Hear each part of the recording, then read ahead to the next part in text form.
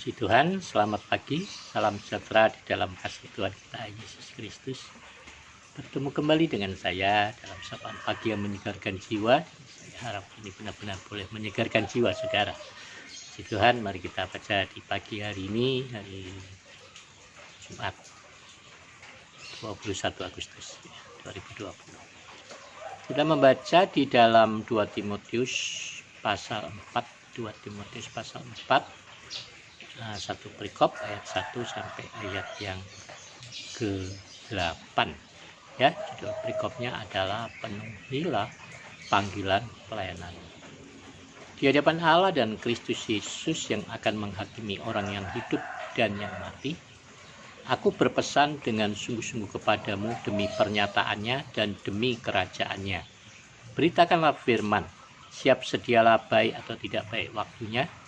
Nyatakanlah apa yang salah, tegurlah dan nasihatilah dengan segala kesabaran dan pengajaran. Karena akan datang waktunya, orang tidak dapat lagi menerima ajaran sehat, tetapi mereka akan mengumpulkan guru-guru menurut kehendaknya untuk memuaskan keinginan telinganya.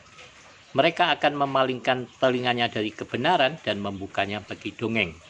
Tetapi kuasailah dirimu dalam segala hal, sabarlah menderita, lakukanlah pekerjaan pemberita Injil, dan tunaikanlah tugas pelayananmu. Mengenai diriku, darahku sudah mulai dicurahkan sebagai persembahan dan saat kematianku sudah dekat. Aku telah mengakhiri pertandingan yang baik. Aku telah mencapai garis akhir dan aku telah memelihara iman. Sekarang telah tersedia bagiku mahkota kebenaran yang akan dikaruniakan kepadaku oleh Tuhan, Hakim yang adil pada harinya, tetapi bukan hanya kepadaku, melainkan juga kepada semua orang yang merindukan kedatangannya.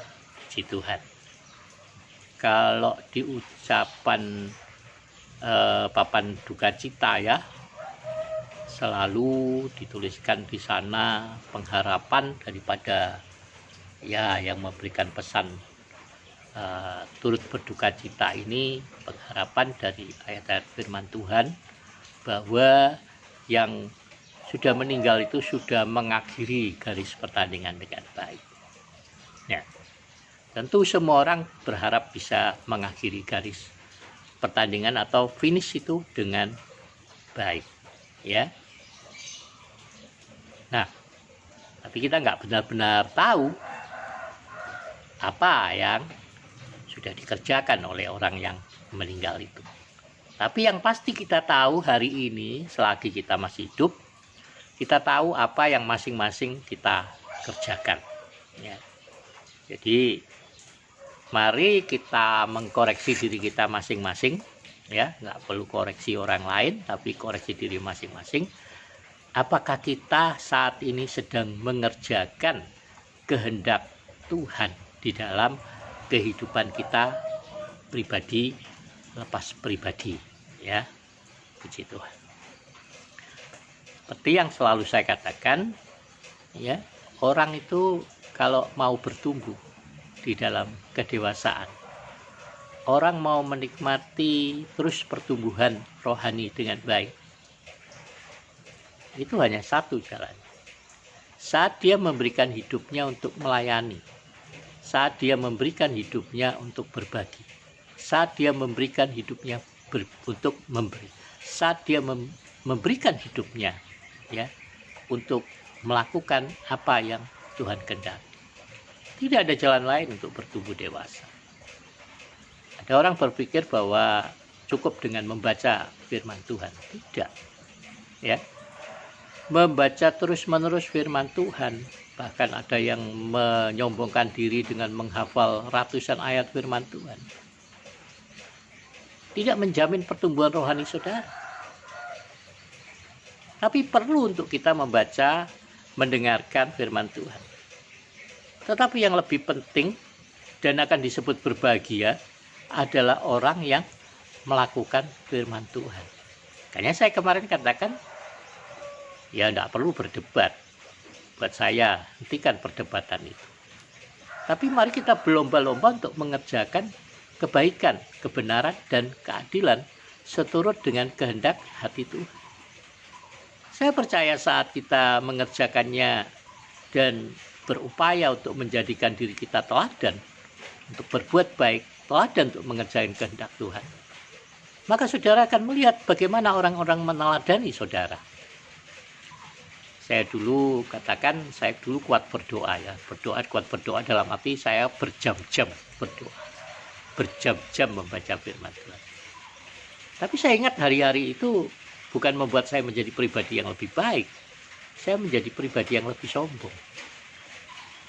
Ya, merasa lebih benar, lebih baik dari orang lain. Tapi orang lain sendiri tidak melihat kebaikan di dalam diri saya. Saya cenderung menjadi batu sandungan saat itu. Dan justru hidup saya penuh dengan keluhan dan sungutan.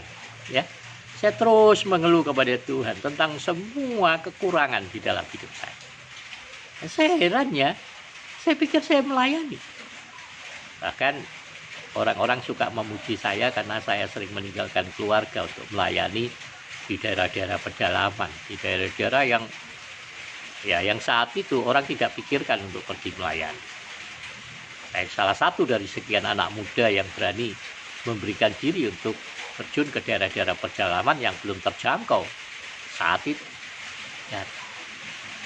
Tapi sungguh saya bukan pribadi yang baik saat itu. Ya. Saya bukan pribadi yang menyenangkan orang saat itu. Saya mengakuinya.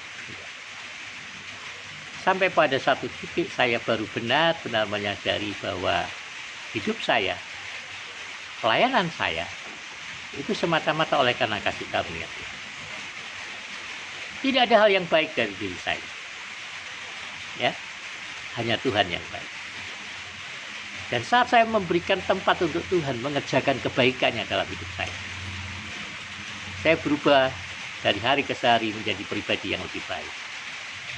Pribadi yang mungkin belum menyenangkan hati semua orang, tapi setidaknya menyenangkan beberapa orang lah. Minimal menyenangkan istri saya, ya itu yang paling penting buat saya, menyenangkan istri saya, kan gitu. Dan, ya. Jadi pada satu titik saya menyadari benar-benar bahwa ternyata banyak berdoa itu belum tentu mendatangkan berkat buat diri saya secara pribadi, buat diri orang. Saat saya menjadikan doa itu sebagai sarana pergumulan, mempergumulkan masalah-masalah kehidupan. Saudara, Tuhan tidak mau saudara menjadikan doa menjadi sarana pergumulan saudara. Jadikan doa itu sebagai satu ruang, satu tempat di mana kita membangun keintiman dengan Tuhan, membangun keintiman dengan Bapa. Menjadi satu ruang yang benar-benar menjadi ruang Maha Kudus di mana kita datang untuk menyatakan cinta kita. Kita datang untuk mempermuliakan Tuhan. Kita datang untuk menaikkan syukur kita untuk semua kebaikan dan kemurahan Tuhan.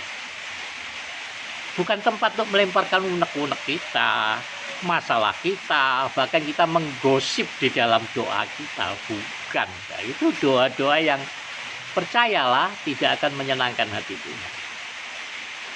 Tapi saat kita berdoa, saat itulah kita mensyukuri segala kebaikan dan kemurahan Tuhan di dalam hati. Nah, jadi kembali, kalau kita mau bertumbuh di dalam Tuhan, maka kita mari berikan hidup untuk melayani. Di dalam hal ini kita semua dipanggil seperti Timotius, ya. Nah, kedua dikatakan beritakanlah firman. Siap sedialah baik atau tidak baik waktunya, nyatakanlah apa yang salah, tegurlah dan nasihatilah dengan segala kesabaran dan pengajaran.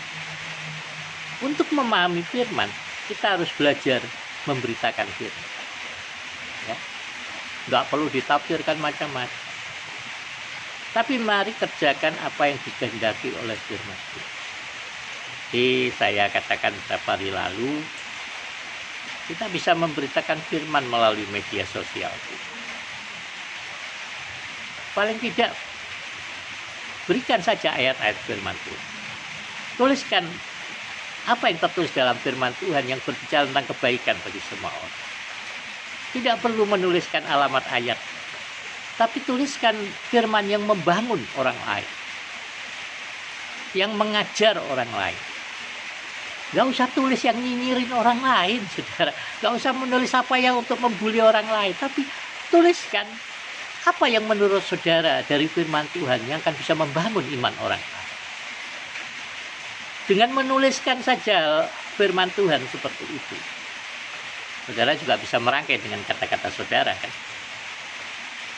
Sebenarnya saudara sedang membangun iman orang. Saudara sedang menegur kesalahan orang. Ya. Dengan firman, tapi bukan ditujukan kepada pribadi seseorang. Daripada kita nyinyirin orang, menghakimi orang, lalu nanti malah jadi bukan hanya jadi batu sandungan, tapi jadi pelanggaran UIT, itu bisa bawa kita ke penjara, saudara. Jangan, ya. Nah, mari kita beritakan. Memang saat-saat ini seperti kata firman Tuhan, akan datang waktunya orang tidak dapat lagi menerima ajaran sehat. Hari-hari ini sedang terjadi. Ada gereja yang membenarkan perceraian, pernikahan. Ya, karena pendetanya pun melakukannya. Oke, itu urusan mereka, bukan urusan saya. Ya. Tapi dalam arti hari-hari ini banyak orang, ya, saya seringkali bukan berselisih paham dengan orang-orang kaya begitu. Saya justru sering dimarahin sama orang-orang kaya, ya, saat saya menegur mereka begitu. Bahkan ada seorang kaya yang plus pendeta, dia mengatakan kepada saya, kalau kamu undang saya, kamu tidak perlu bayar, saya akan bayar kamu. Lah, siapa yang mau undang dia? Saya nggak perlu duitnya kok, ya kan? Saya juga pernah bertemu orang yang katakan, nanti saya masuk gerejamu, tapi angkat saya jadi majelis gereja. Loh, ini mau ngapain gitu loh. Ya. Saya bilang saya nggak butuh orang kaya di gereja kami. Kami butuh orang yang siap untuk dididik, siap untuk dibentuk, siap untuk diarahkan. Kalau nggak siap, cuman mau ngatur orang, jangan ke gereja kami. Nanti kamu akan kecewa, saya bilang. Sampai sekarang dia tidak pernah datang. Ya. Gereja ini bukan wadah perkumpulan sosial, bukan. Tapi gereja itu adalah wadah kita dibentuk, diperlengkapi oleh kelima jawatan itu. Ya. Untuk apa? Ya untuk membangun tubuh Kristus. Bukan di dalam gereja, bukan di dalam denominasi gerejanya, bukan. Tapi di tengah-tengah masyarakat. Entah masyarakat Kristen, entah masyarakat non-Kristen. Kita menjadikan diri kita teladan untuk berbuat baik, berbuat benar, saudara. Jangan cuman semangat, kudus, benar di dalam gereja.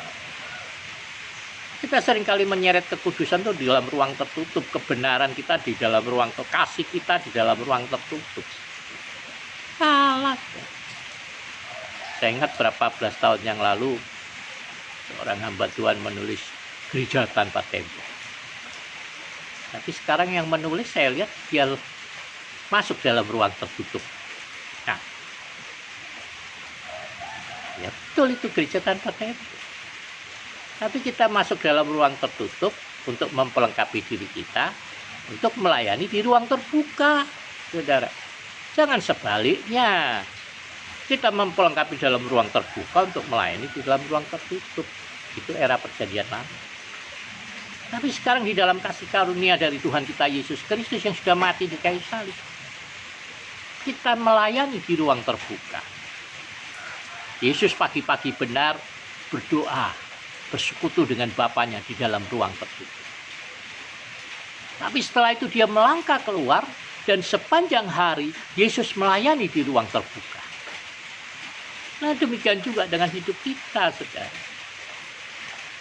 Ada waktu-waktu kita di ruang tertutup untuk membangun hubungan kita, membangun keintiman, menerima kuasa dari Tuhan, menerima hikmat, menerima pengajaran, diperlengkapi oleh 5 jawatan.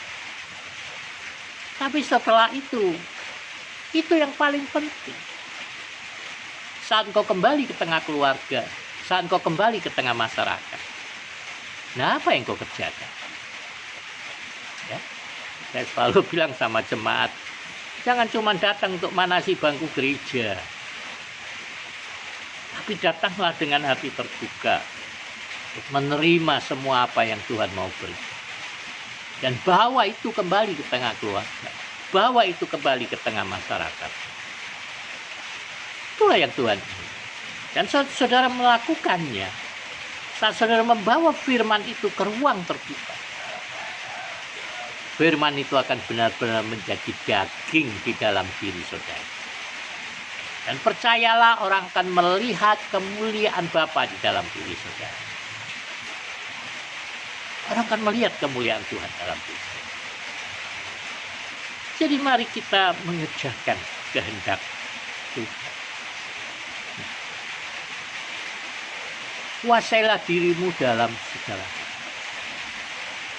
Kita akan menguasai diri dalam segala hal saat kita berani memperlengkapi diri kita di dalam ruang tertutup dan melayani di dalam ruang terbuka. Tapi saat kita terus hanya melayani di dalam ruang tertutup, percayalah, engkau justru akan menjadi pribadi yang rapuh. Bahkan pribadi yang sulit mengampuni. Saya melihat orang-orang yang terus melayani di dalam ruang tertutup. Mereka justru menjadi pribadi-pribadi yang tidak menyenangkan. Pribadi-pribadi yang justru suka menghakimi orang lain. Menganggap orang tidak setara dengan mereka. Justru orang-orang itu malah sulit untuk menguasai diri. Coba aja perhatikan sekeliling saudara. Saya akan mendapati orang-orang yang melayani di ruang tertutup adalah orang-orang yang justru lemah di dalam penguasaan diri. Ya. Tapi ketika kita mau berani memberikan diri kita untuk melayani di ruang terbuka, saudara, engkau akan menjadi belian yang meskipun tertanam di lumpur yang kotor, dia tetap akan menjadi sebuah benih. Jadi saya bersyukur untuk mereka yang melayani di ruang terbuka, tapi menyediakan diri di ruang tertutup untuk diperlengkapi. Teman juga melayani di ruang terbuka tapi tidak mau memberikan diri bersekutu di ruang tertutup. Itu juga keliru. Tidak ada keseimbangan akan kita menyebabkan kita menjadi pribadi yang ekstrim. Kita ekstrim kanan atau ekstrim kiri. Di dalam hidup itu adalah keseimbangan. Ya. Berikan dirimu di ruang tertutup dan layanilah di ruang tertutup. Begitulah, dan kau akan mendapatkan kebahagiaan dan kemurahan Tuhan di dalam hidup. Dan percayalah, kita tidak perlu takut kapan Tuhan mau panggil kita pulang. Karena kita percaya. Kalau tidak baik, kita sudah siap sedia. Kapanpun Tuhan datang di dalam kemurahannya, kita akan berdiri di hadapan Tuhan. Dan satu kalimat yang terus saya rindukan sepanjang hidup saya. Saat saya bertemu dengan Yesus, dia berkata kepada saya, berbahagialah, sabriaslah, hai hambaku yang baik dan setia.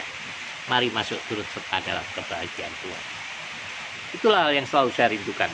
Kalimat yang saya rindukan untuk saya dengar dari mulut Tuhan saya, Yesus Kristus, saat saya bertemu dengannya. Kerinduan saya bukan menjadi hamba Tuhan besar, populer, menjadi kaya, punya segala sesuatu di dunia ini, enggak. Kerinduan saya adalah saya terus berkenan di hadapan Bapa. Hidup untuk berbagi, hidup untuk melayani, hidup untuk memberi, dan sukacita Tuhan selalu melimpah di dalam hidup kita masing-masing. Puji Tuhan, selamat pagi. Salam sejahtera, salam sehat untuk kita semuanya. Dan saya percaya Roh Kudus akan terus memimpin saudara, sehingga kemanapun saudara pergi, engkau akan beruntung. Setiap usaha pekerjaanmu akan berhasil, dan semua apa yang kau jama akan menjadi berkat di hari ini. Tuhan Yesus memberkati kita.